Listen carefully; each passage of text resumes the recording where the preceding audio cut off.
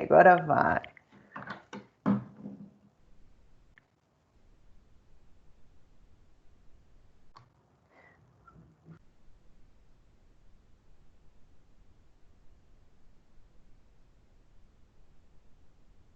Não, ainda não, compartilhei. Agora vai. Foi.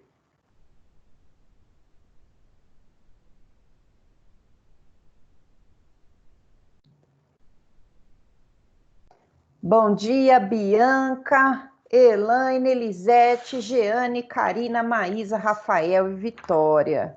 Bem-vindos à nossa aula aqui de Direito Civil. Na manhã de hoje, eu preparei para vocês a resposta do questionário avaliativo, esqueci de acender a luz, questionário avaliativo da nossa semana. Peraí, deixa eu só acender a luz aqui um segundinho. Pronto, agora fica melhor. Nosso questionário avaliativo, né? Acho que todos já viram, a gente já lançou as notas. Eu coloquei lá notas para vocês proporcionais, tanto nos pontos como na avaliação, arredondei tudo para cima.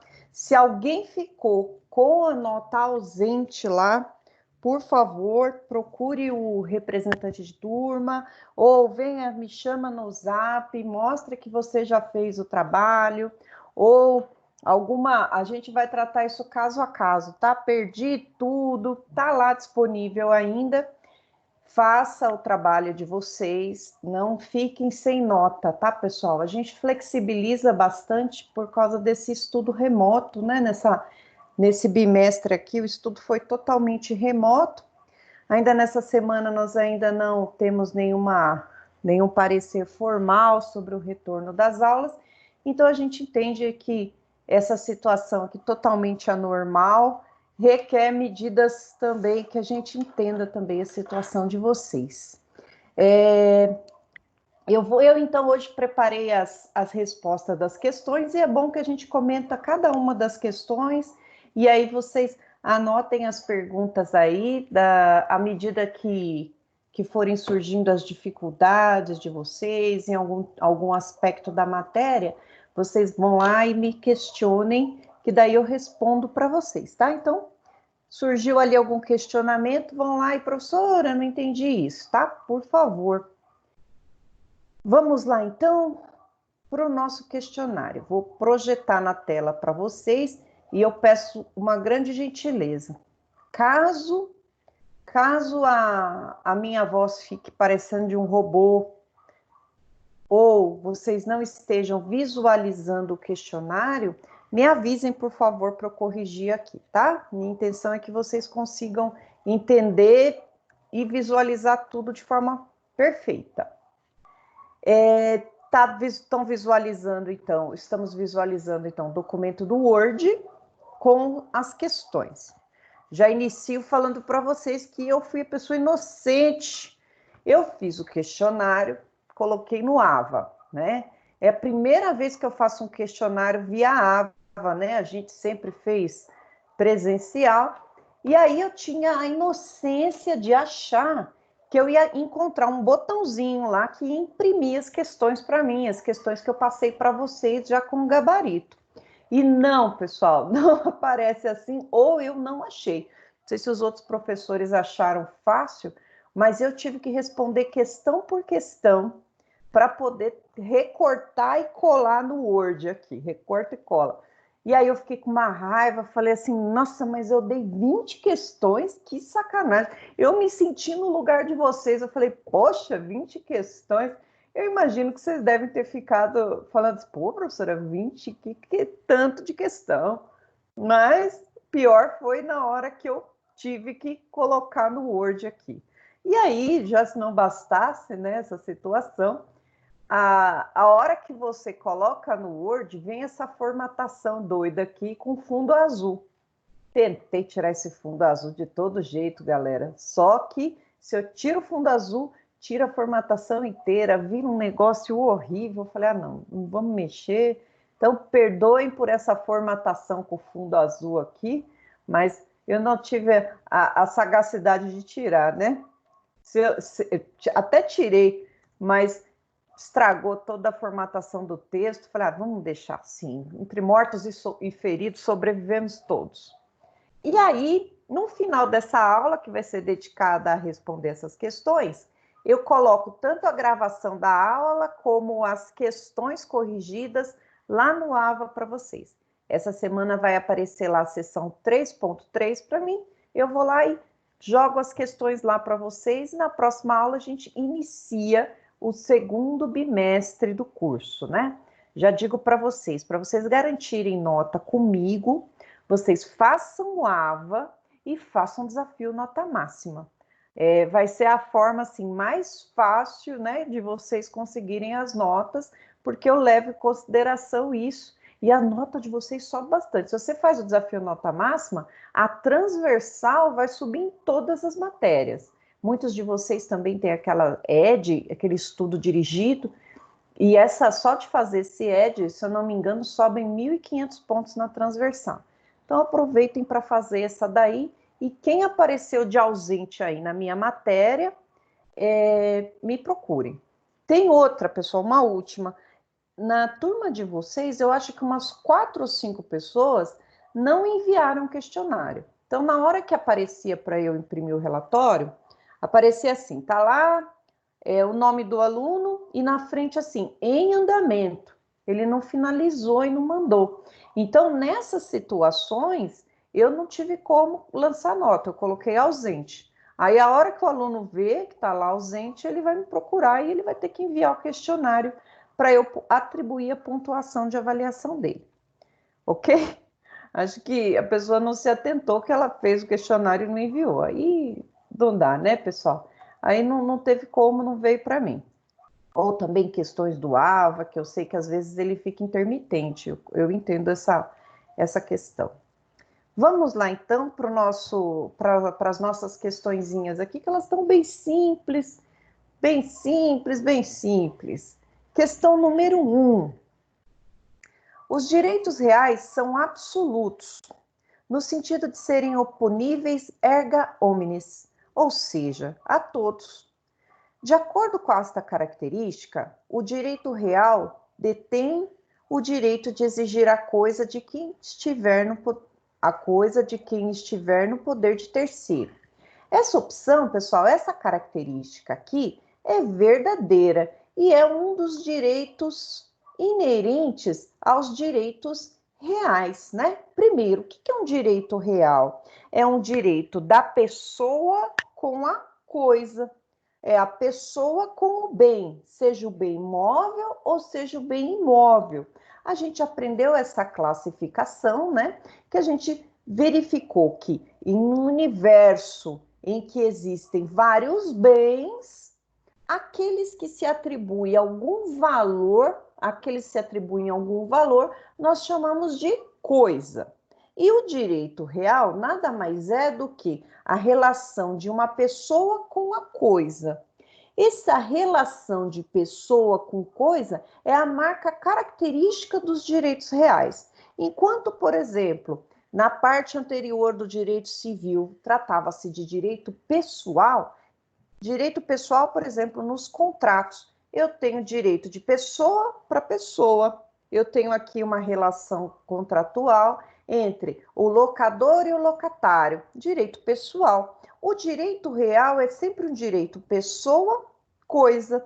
Por isso que nós chamamos de direito real. Uma característica dos direitos reais, uma das características do direito real é essa aqui do absolutismo. Significa, esse direito, ele é inerente à pessoa com a coisa, e essa coisa, se for tirada dele, se for tirada da esfera de proteção dele, ele pode buscar onde quer que esteja. É oponível erga omnes. Erga omnes é uma palavra latina que significa contra todos. Ninguém mexe aqui na minha propriedade, porque quem quer que seja que venha mexer na minha propriedade, eu posso usar o desforço imediato ou as ações possessórias para reaver essa coisa ao meu poder. Essa aqui, então, pessoal, é a característica do absolutismo do direito real. Então, segundo essa característica, essa questão está verdadeira. Próxima questão. Deixa eu baixar aqui um pouquinho. O direito de propriedade deve ser exercido em consonância com as finalidades econômicas e sociais de acordo com... Opa, apareceu uma... Ai, desculpa, gente. O direito de propriedade deve ser exercido em consonância com as finalidades econômicas e sociais e de modo que sejam preservados de conformidade com o estabelecido em lei especial. A flora, a fauna, as belezas naturais, o equilíbrio ecológico e o patrimônio histórico e artístico, bem como evitada a poluição do ar e das águas. Essa daqui, pessoal, nada mais é do que a função... A função não tem dois Cs. Função social da propriedade. Função social da propriedade, ela está na Constituição Federal e ela vai dizer exatamente isso. Você tem o direito de usar os direitos, né, inerentes à propriedade. Uso, gozo, disposição e defesa. Você tem direito de usufruir do seu bem, você tem direito de colher os frutos, de usar, de reaver, de alienar, de dispor desse bem? Sim, mas você tem que usar em consonância, ou seja, de acordo com as finalidades econômicas e sociais desse bem, né? De modo que sejam preservados de conformidade com o estabelecido em lei especial, pode ser o estatuto da cidade, né? Tem que usar minha propriedade em conformidade com o estatuto da cidade. A cidade vai dizer que eu estou numa área urbana, eu estou numa área rural, eu estou numa área de segurança. Qual que é a destinação que a cidade colocou ao meu bem? E aí eu tenho que preservar a flora, a fauna, as belezas naturais, o equilíbrio ecológico, o patrimônio histórico, artístico, bem como evitar a poluição. Aqui vai ser um não fazer imposto pela Constituição. Você não faz alguma coisa na sua propriedade, você tem uma restrição em benefício dos demais. Imaginem que você compra um determinado lote e esse lote já vem com um riozinho, cortando ele, rio é um problema. E vem cheio de árvores e tem um bosquezinho. Aí você vai, opa, corta tudo, cimenta tudo ali, ou corta tudo e põe um monte de gado ali em cima, fecha a corrente do rio ali. A terra não pode fazer isso, você tem que continuar com o equilíbrio ecológico que estava ali. Aí nós vamos entrar lá para a seara do direito ambiental. Mas o que quer dizer aqui? Você tem que usar a sua propriedade, porém, você tem que verificar qual a legislação ambiental atinente ali, senão você perde sua propriedade. É mais ou menos isso. E é verdadeira, então, essa questão. E essa história de função social da propriedade, ela é nova, né? A partir da Constituição Federal de 88, que nós temos essa função. Antes, podia fazer o que quiser da sua propriedade, ela era irrestrita. E ainda bem, né, pessoal? Ainda bem, porque a gente tem que pensar qual ambiente que nós vamos deixar para as próximas gerações. Questão 3. Aquele que possuir como sua área urbana até... Ixi, esse saiu uns 50 com trema. Até 250 metros quadrados por 5 anos, ininterruptamente, sem oposição, utilizando-a para sua moradia ou de sua família, adquirir-lhe-á o domínio, desde que não seja proprietária de outro imóvel urbano ou rural. Esse tipo de modalidade de aquisição de propriedade denomina-se uso capião familiar. Não, né, pessoal? O uso capião familiar é aquela do abandono de lar, né? Essa uso capião aqui de 5 anos, né? Não é uso capião familiar. Então, essa resposta aqui é falsa. Essa é a forma mais simples de se adquirir a uso capião, né? 5 anos, ininterruptos, não pode ter outro imóvel. não pode ter outro imóvel, não pode ter oposição, mas aqui a resposta está errada, porque denominou de usucapião familiar. E a usucapião familiar vai ser a próxima questão aqui. Questão 4. Aquele que exercer por 4 anos ininterruptamente, sem oposição, posse direta e com exclusividade sobre imóvel urbano, até 250 metros quadrados, cuja propriedade divida com o ex-cônjuge ou ex-companheiro que abandonou o lar, utilizando-se para sua moradia ou de sua família, adquirir-lhe-á o domínio integral, desde que não seja proprietário de outro imóvel urbano ou rural. Trata-se da usucapião familiar. Quase certa essa questão, quase, né? O único erro dessa questão é o marco temporal, 4 anos. Não são 4 anos, né? São 2 anos. Aqui no abandono de lar, um dos efeitos de abandonar o lar, né? É que se a pessoa foi comprar um cigarro, nunca mais voltou, e ele deixou um bem de propriedade dos dois, ou de posse ali dos dois, seja cônjuge ou companheiro, essa pessoa usou por 2 anos ininterruptos, que são 2 anos, né?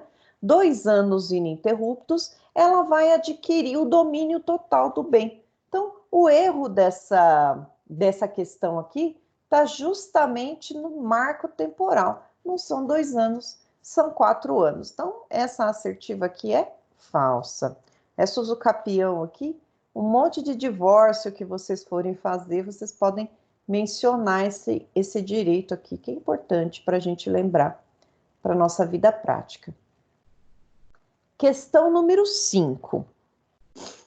Usar. Aqui ele vai falando dos poderes da propriedade, né? Usar. Aqui eu tenho o grude, só que não está na ordem. Tudo bem, é o grude.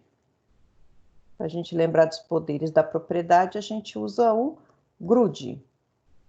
Grude. Usar é tirar proveito do que a coisa oferece, mas conservando-a, sem resultar na sua destruição, né? Eu vou usar a casa para minha habitação. Gozar é colher os frutos produzidos pelo bem, como verduras colhidas na plantação situada em um imóvel, ou mesmo o aluguel proveniente de uma locação do bem a terceiro. Quando a gente fala do gozo ou fruição, significa eu vou extrair do meu bem, extrair da minha propriedade tudo aquilo que ele pode me oferecer. Seja frutos naturais, né? Seja aqueles frutos naturais que eu possa plantar e produzir, sejam os econômicos. Eu posso usar aquele bem para me gerar alguma renda. Eu vou alugar, eu vou entregar superfície, enfim. Essa aqui é o gozo ou fruição do bem. Eu não estou lá, mas esse bem está me rendendo alguma coisa. Ou eu estou lá e esse bem me rende alguma coisa. Eu posso alugar somente a garagem. Eu estou fruindo ou gozando do bem. Essa aqui é a utilidade.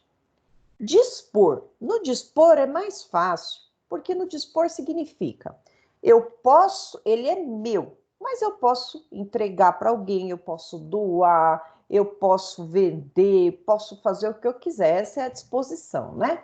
Dispor é consumir a coisa ou destiná-la a terceiro.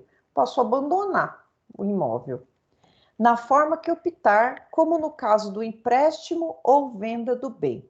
Disposição significa, é meu, eu posso fazer o que eu quiser, ou até não fazer nada e largar lá, e os tributos levam embora o meu bem. Essa é a disposição. Só um minutinho, gente. Reaver. Reaver é o poder de retirar a coisa do poder de terceiro. Ficou poder 2 vezes. Que injustamente a possua ou detenha, valendo-se da ação reivindicatória própria para discutir a propriedade sobre a coisa. Aqui, quando eu falo no poder de reaver, significa que eu quero ter de volta, já que a coisa é minha, um dos poderes da propriedade é o de reaver a coisa. E essas aqui, pessoal, essa questão aqui está verdadeira e elas traduzem, na verdade, os direitos inerentes à propriedade. Lembrando que o proprietário do bem pode pegar qualquer um desses poderes aqui e entregar para o possuidor. Aí o possuidor vai ter um dos direitos, por exemplo, o direito de usar e gozar da coisa. E ele estando lá na posse direta, ele também vai ter o direito de reaver de quem quer que venha ter venha pegar o patrimônio dele. Patrimônio não, no caso, né? Venha tirar a posse dele. A única coisa ali que ele não vai ter, esse possuidor lá da posse direta, eu me mantenho proprietária, como a propriedade ela se desdobra em vários poderes, eu posso entregar os poderes para uma outra pessoa, mas eu mantenho o poder de disposição.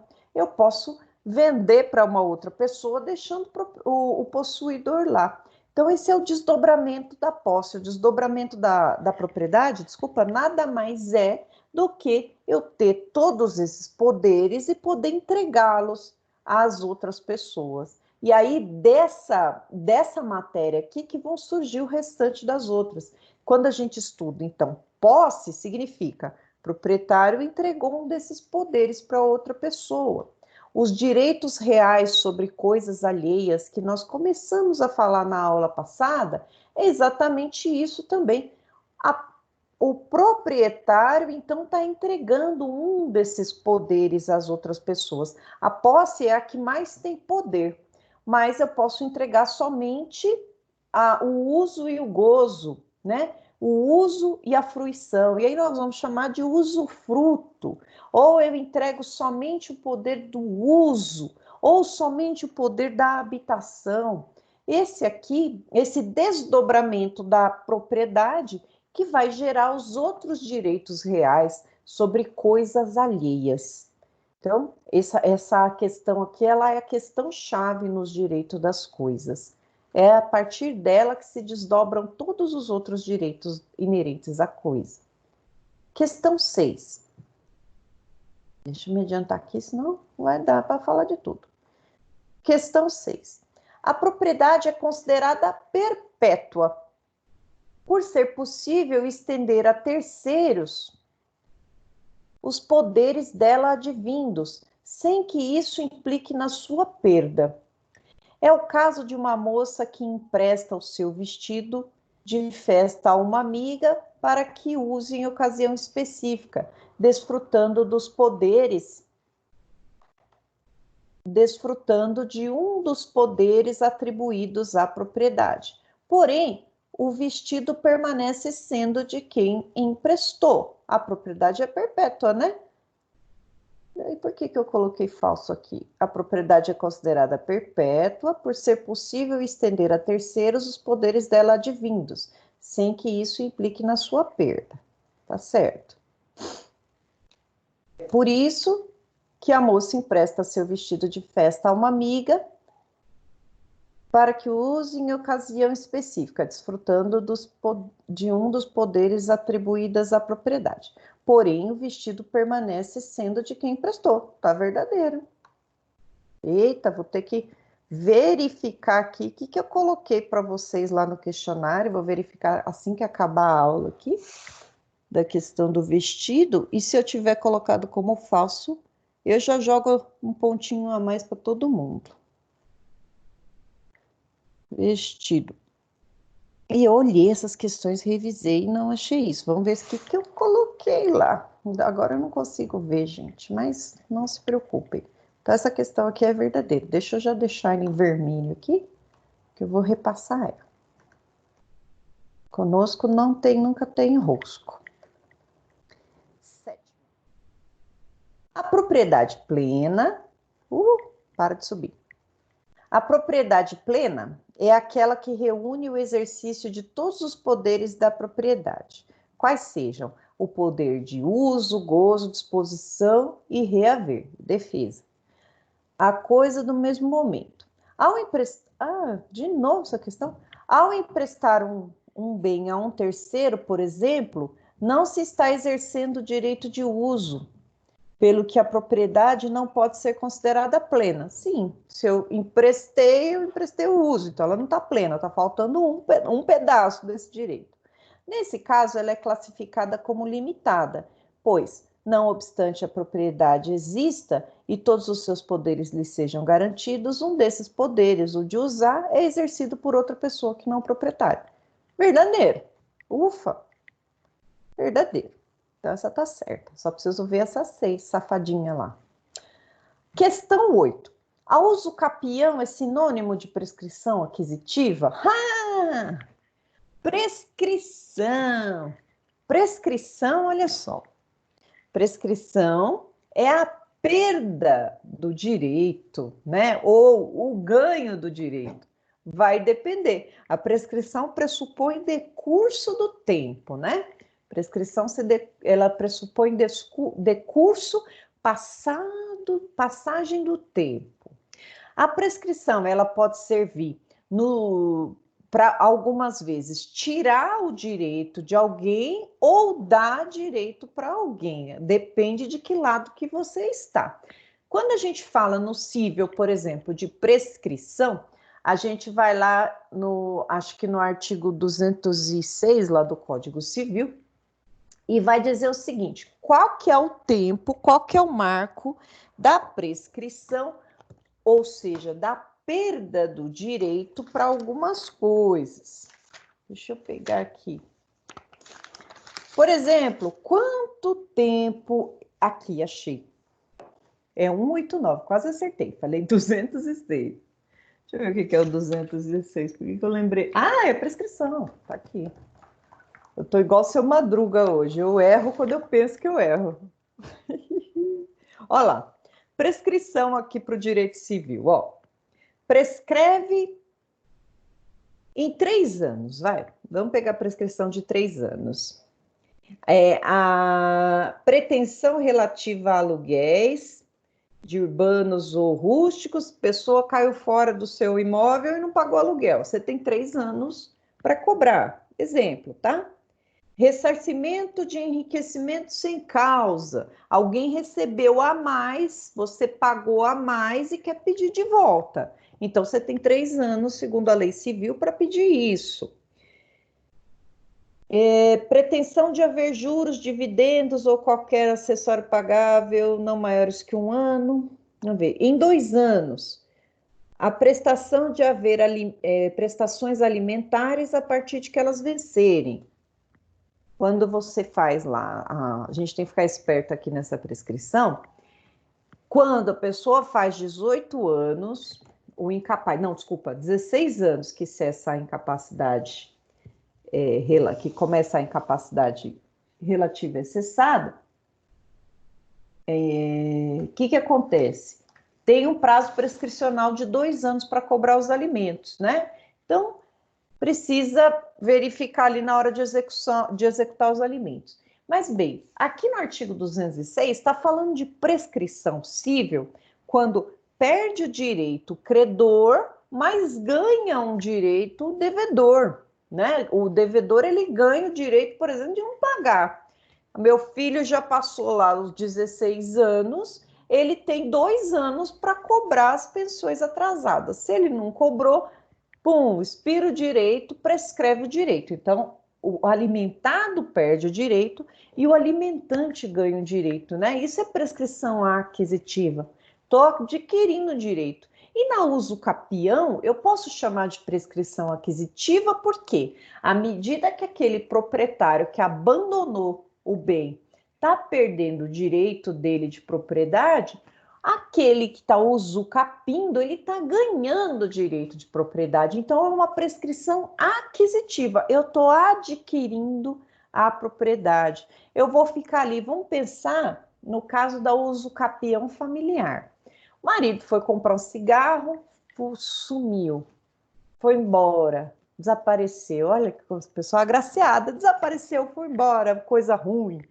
E aí, durante esses 2 anos que ela está no imóvel, possuindo de forma exclusiva, sozinha, sem oposição daquele homem ou daquela mulher que foi embora, essa pessoa está adquirindo direitos. Então, nós vamos chamar de aquisição de direitos. Prescrição, por quê? Está correndo o tempo, mas aquisitiva. Para ela, está sendo bom, para aquela pessoa que abandonou o lar, está sendo ruim, porque ele está perdendo.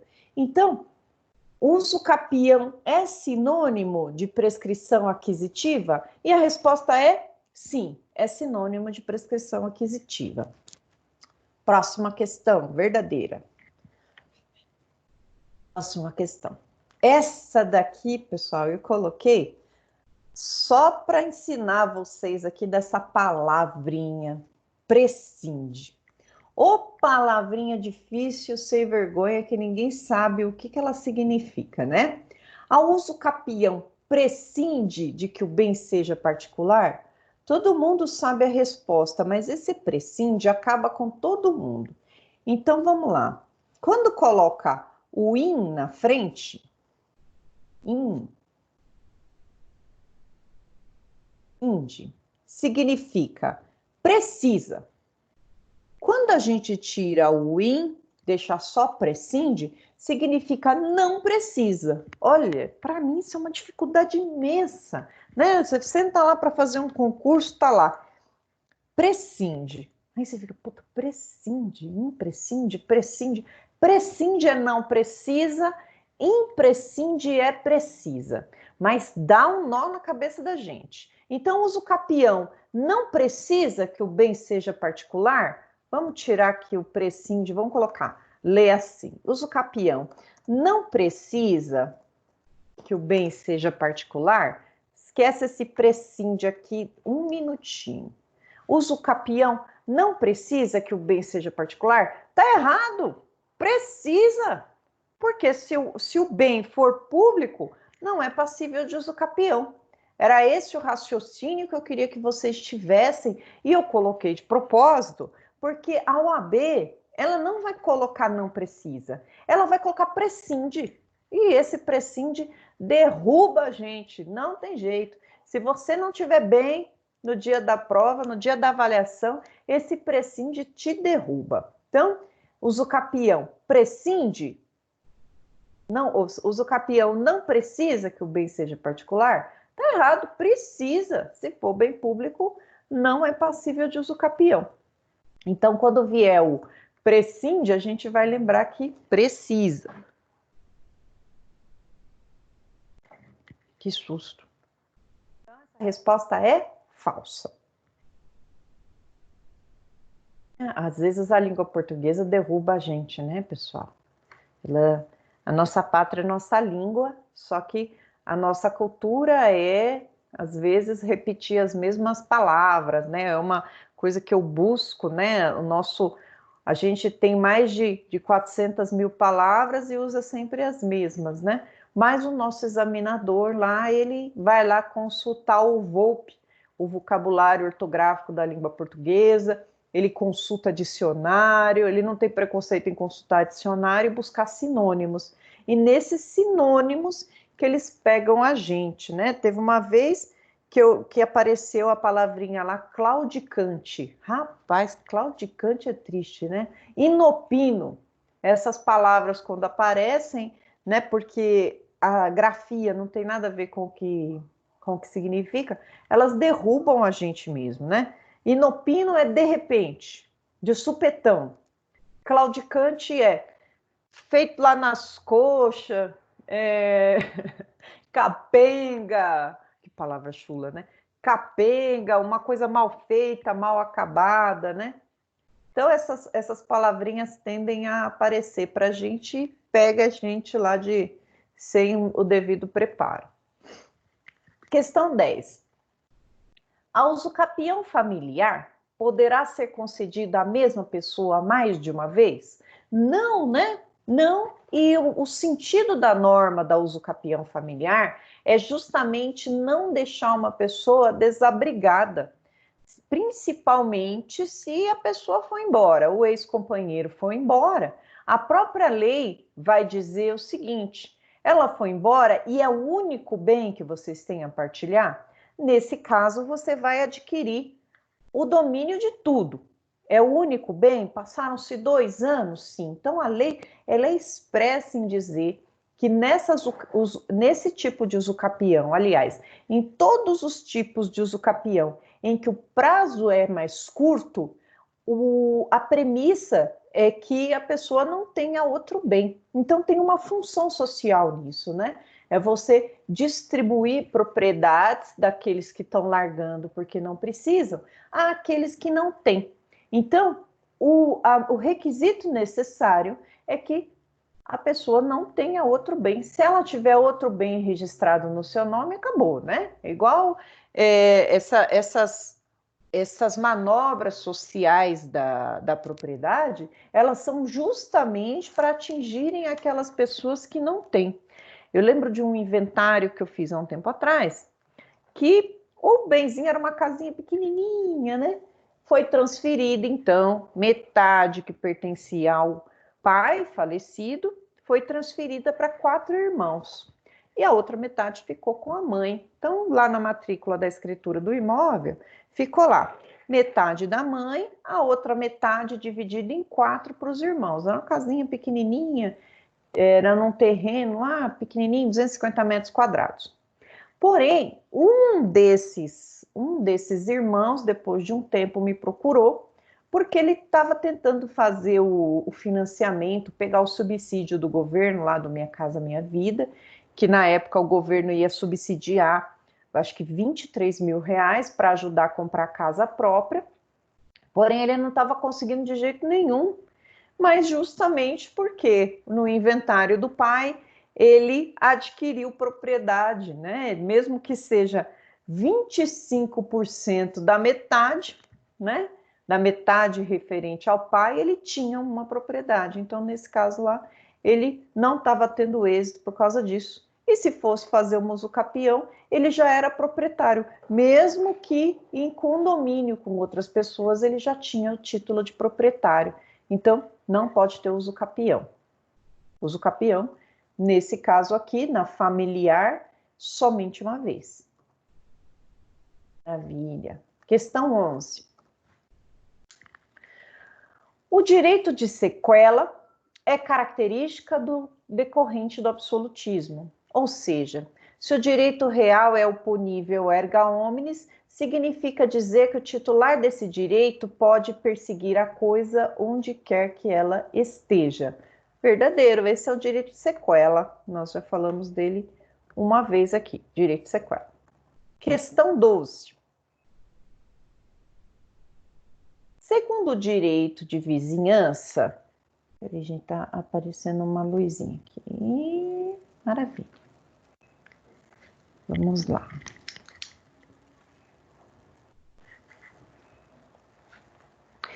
Segundo o direito de vizinhança, a árvore cujo tronco estiver na linha divisória presume-se pertencer em comum aos donos dos prédios confinantes.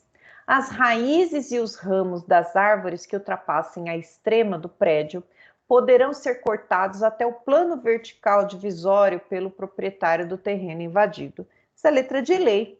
Uma árvore, lá a gente chama de árvore limítrofe, porque está nos limites. Olha que nome bonitinho, limítrofe. Ela está no limite da linha divisória lá, né? Ela pertence a quem? Aos dois. Se ela está no limite, ela pertence aos dois. E aí, as raízes que ultrapassam o terreno do vizinho pode ser cortado. Essa aqui o que está dizendo aqui a parte das árvores no direito civil. A resposta, então, é verdadeira. Pode trocar o tronco lá, tem que tomar cuidado, né? Às vezes você quer cortar e aí vai comprometer a árvore, ela vai cair. Não pode. Então, sempre atendendo à função social da propriedade. E se for a árvore de controle ambiental, também não pode. Lembre que a gente tem que ler o direito civil à luz da função social da propriedade e do direito ambiental. Então, às vezes, o direito civil está falando, vai lá, meu filho, vai na fé. E não é bem assim.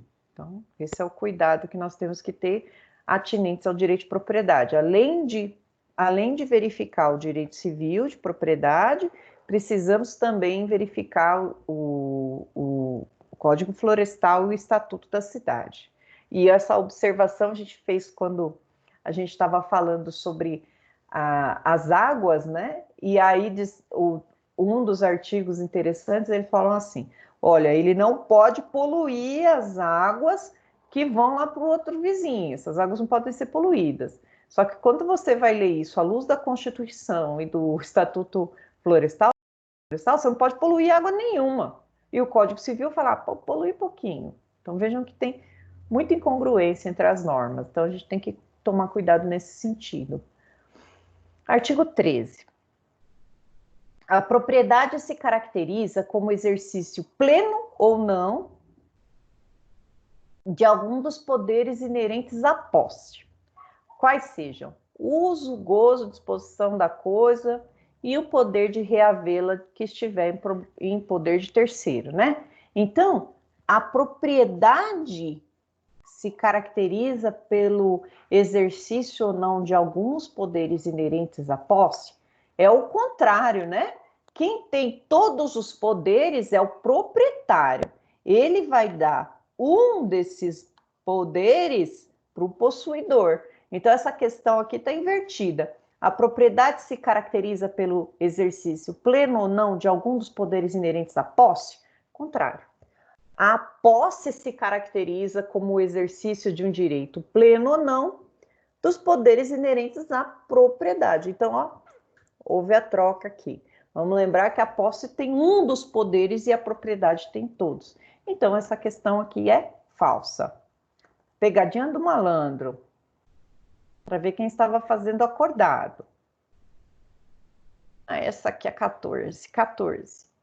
Segundo a teoria subjetiva de Frederico Carlos Savigny, a posse constitui um fato no que diz respeito à sua existência e um direito no que diz respeito aos seus efeitos, e depende de dois elementos para sua constatação.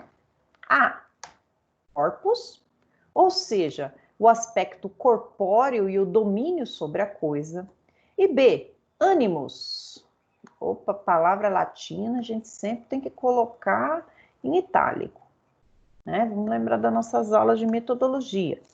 Animus, ou seja, o aspecto volitivo, a vontade.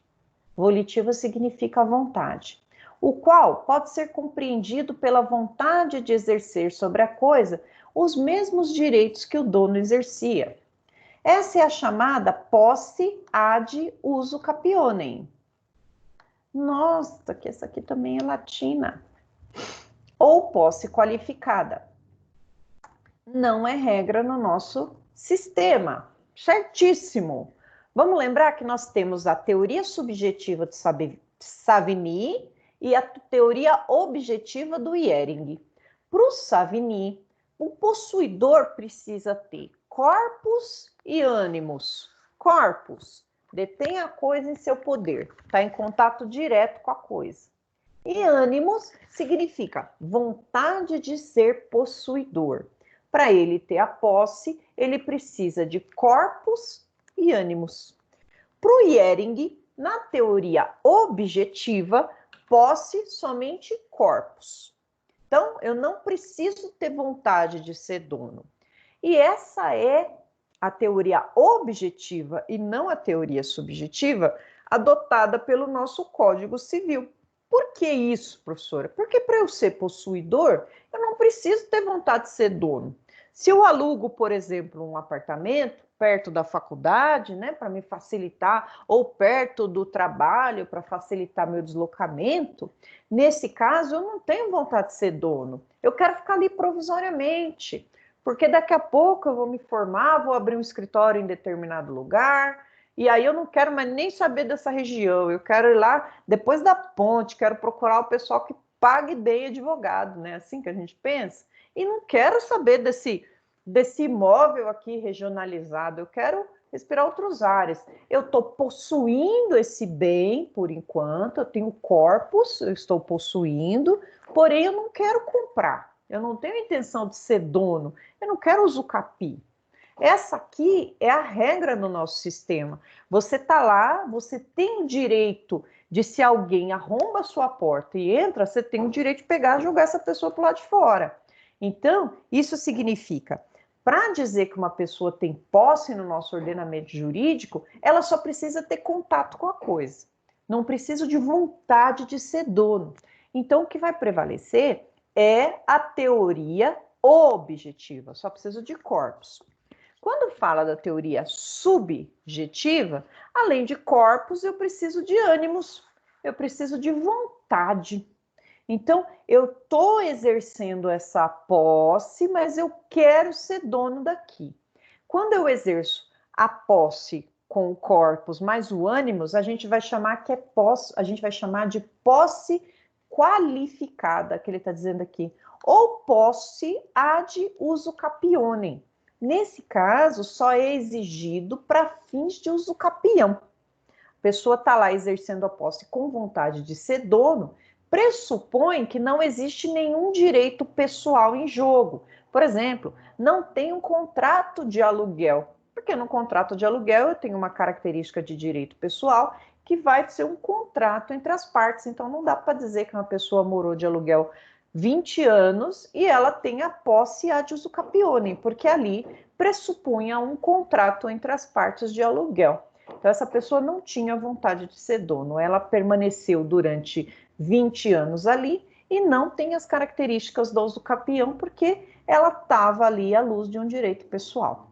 Então quando a gente fala de teoria do Savigny, teoria do corpus mais ânimos, nós estamos falando de posse ad uso capionem, né? E quando eu digo que ela não é regra no nosso sistema, é verdade, porque a regra no nosso sistema é só corpus, não preciso de ânimos. A regra do nosso sistema é a objetiva à luz do Ihring. Maravilha, essa questão 14, então ela é verdadeira, já que não é regra no nosso sistema.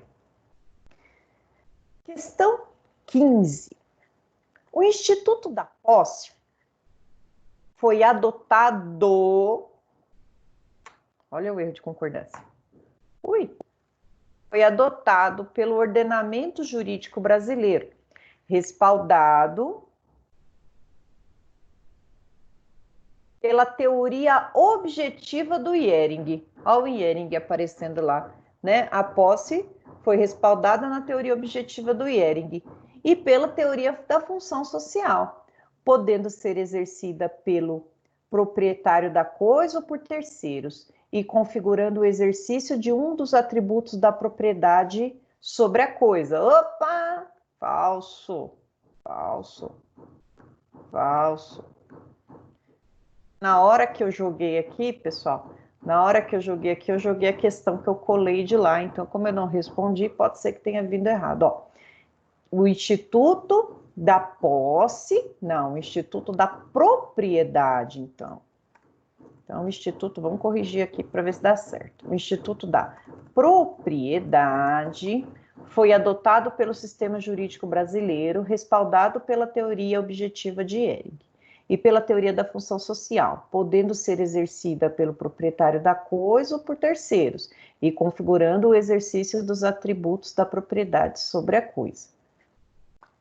Então, nessa aqui é falsa.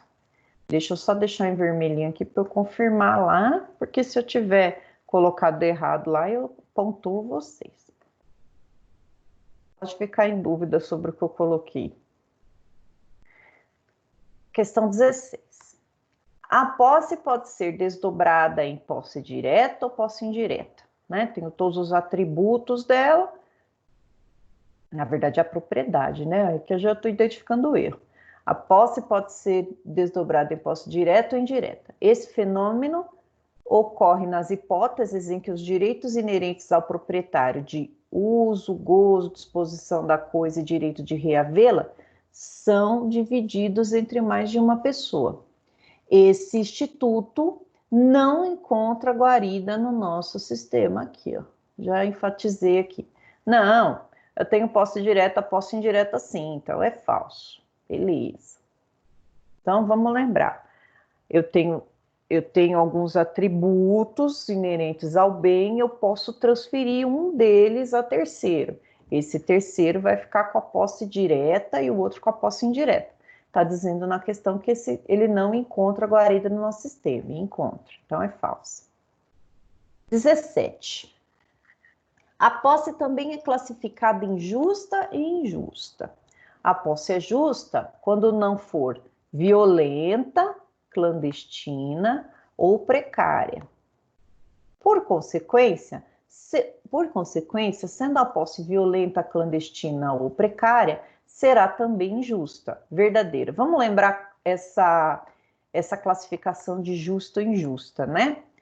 Primeiro a gente precisa saber o que é a posse violenta, clandestina ou precária, que vai tornar ela injusta, precária, que vai tornar a posse injusta. Posse violenta, né? Chegou lá, destruindo barreira, quebrando tudo, expulsando o proprietário do imóvel. Então, houve uma posse violenta. Posse clandestina. Na posse clandestina, ele foi lá na surdina, devagarinho, entrou na propriedade que estava abandonada ou que estava vazia, mas o proprietário continuava lá e ele foi exercendo lá os poderes de usar e gozar da coisa de forma clandestina, de forma escondida, né? De forma sem que ninguém visse. E a posse precária, ela vai pressupor uma confiança anterior. Ela vai dizer o seguinte: o proprietário vai virar para o possuidor e vai falar: olha, eu deixo você ficar lá na minha propriedade, porém, você vai ficar lá por um prazo de 2 anos. Chegou no final desses 2 anos, a gente chama termo do contrato, fim significa termo do contrato, a pessoa não quis sair, falou: não, daqui eu não saio, daqui ninguém me tira. A posse que era justa se transformou em clandestina. Então, injusta por ser clandestina. Por consequência, sendo a posse violenta, clandestina ou precária, ela será injusta. Então, nesse caso aqui, a questão está, questão verdadeira. Questão verdadeira. 18. A posse é clandestina nos casos em que o possuidor a alcançou, impondo sua força. Alcançou impondo sua força em face do proprietário ou de quem estiver com a coisa naquele momento, ou mesmo destruindo obstáculos materiais para se tornar possuidor. Gente, essa daqui, nessa posse clandestina, o conceito está errado. A gente está falando de posse clandestina, mas o conceito está falando da posse violenta, alcançou impondo a força em face do proprietário ou de quem estiver na coisa, ou mesmo destruindo obstáculos materiais para se tornar possuidor. Essa aqui é a posse violenta. A posse clandestina é aquela que vai pressupor primeiro uma relação de confiança. Pode ficar aí. E depois a pessoa não quer sair mais. Essa é... Desculpa, a clandestina não. A clandestina é aquela posse na surdina. Olha eu aqui.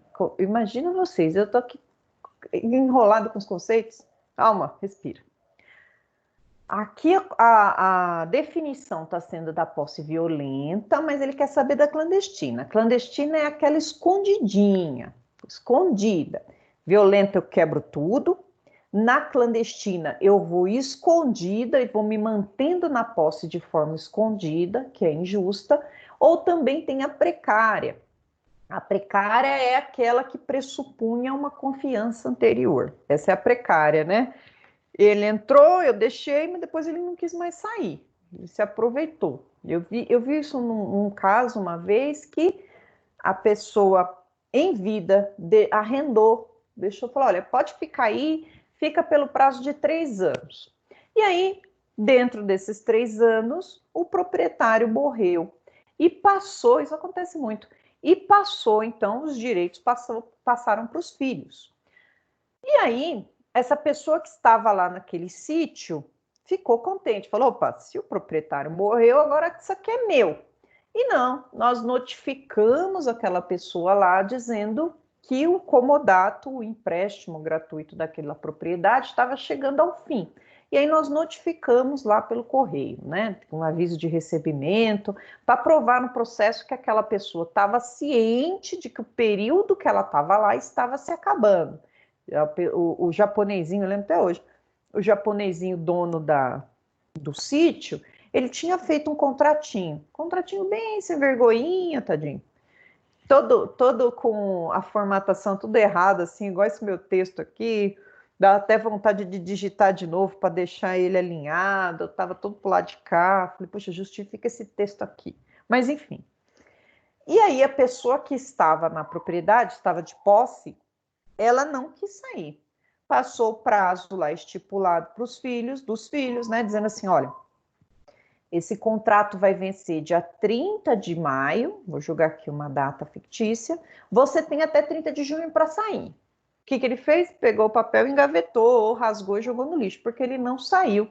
Nesse caso, então, ele estava numa posse que era legítima, passou a ser uma posse precária. Ele tinha o direito, perdeu o direito a partir do momento que ele fez de conta que não era com ele, a posse virou precária. Nesse sentido, quando a posse é injusta, posso buscar ela a partir das ações possessórias. Posso ir lá na justiça e falar: ó, juiz, quero que essa pessoa saia de lá da minha propriedade imediatamente, e foi o que aconteceu. Então, quando eu falo de clandestina, ela é na surdina, por isso que essa resposta está errada. Próxima questão. Jesus. Ué, só 19? Cadê a 20? Opa, calculei errado então as questões aqui. A posse precária pressupõe a existência de um primeiro momento, posse justa, seguida pela não devolução da coisa. Aqui é o conceito que eu queria. Sem autorização para que o possuidor injusto permaneça com a coisa em seu poder. Vale lembrar que o legislador não previu a conversão da posse precária em posse justa, caso a precariedade venha a ser sido sanada, como fez com a posse violenta e clandestina em caso de cessação dessas condições. Verdadeiro. Teria esse texto lá da apostila, que eu queria que vocês acertassem aqui. Posse precária é aquela que pressupõe, no primeiro momento, uma justiça. Vocês estão ouvindo, gente? O pessoal está fazendo obra aqui no apartamento de cima. Ele fica me atrapalhando da aula, mas tomara que não vaze o áudio para vocês.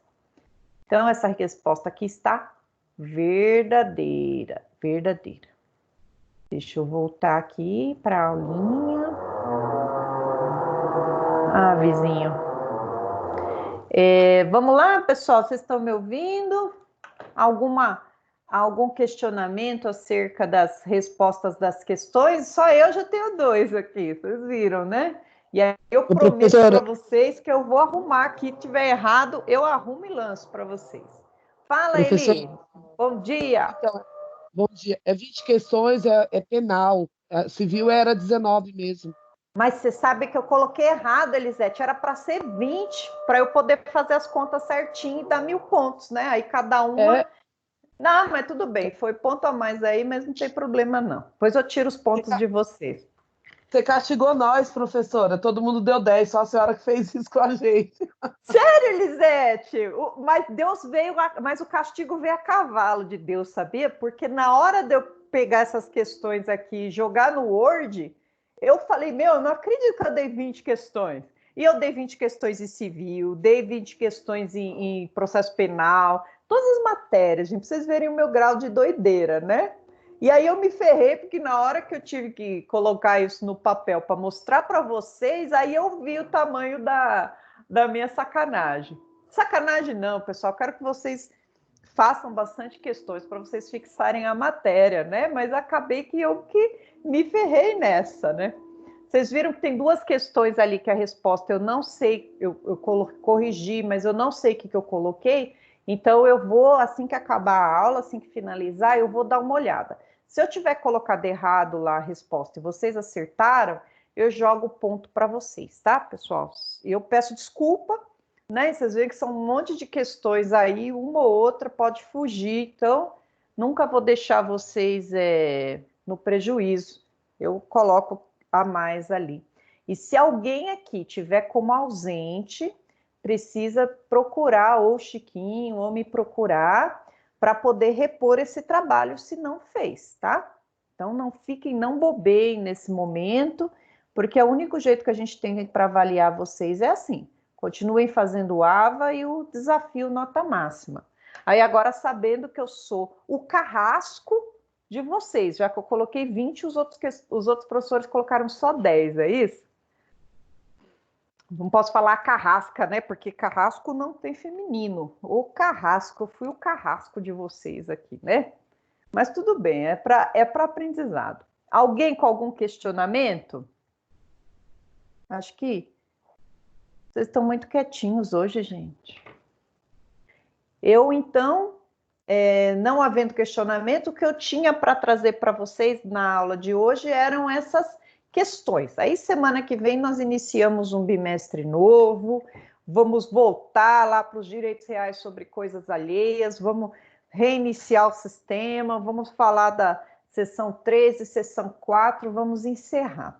Encerrando as sessões, que eu acho que nós vamos encerrar rápido essas sessões aqui, espero que em sala de aula, né, e não na faculdade, a gente faz revisões sobre o conteúdo e tal, que esse conteúdo eu acho ele bem denso, né? Um conteúdo que demanda um estudo muito grande do código, são muitos detalhes, cada instituto cheio de detalhes ali, então valeria a pena a gente se debruçar no código. Peço para vocês para que leiam, né? A partir lá do artigo 1225, leiam o código. Mais alguém, pessoal? Mais algum questionamento? Se não tiver, eu me despeço e deixo um grande beijo para vocês e ótimo feriado. Estudem, pessoal, porque esse é o caminho para a gente crescer. E aí a OAB está batendo na porta da gente aí, não dá para bobear. TCC, todo mundo já está ok? Já terminou o TCC?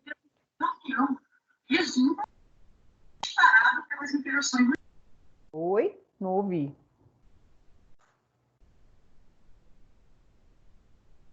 Então, professora. Pois não. Você está com cara de blogueira, professora. Ah, meu Deus, eu tô... Por quê? Não, tá toda chique aí, toda linda, mesmo em casa. E obrigada pelas aulas.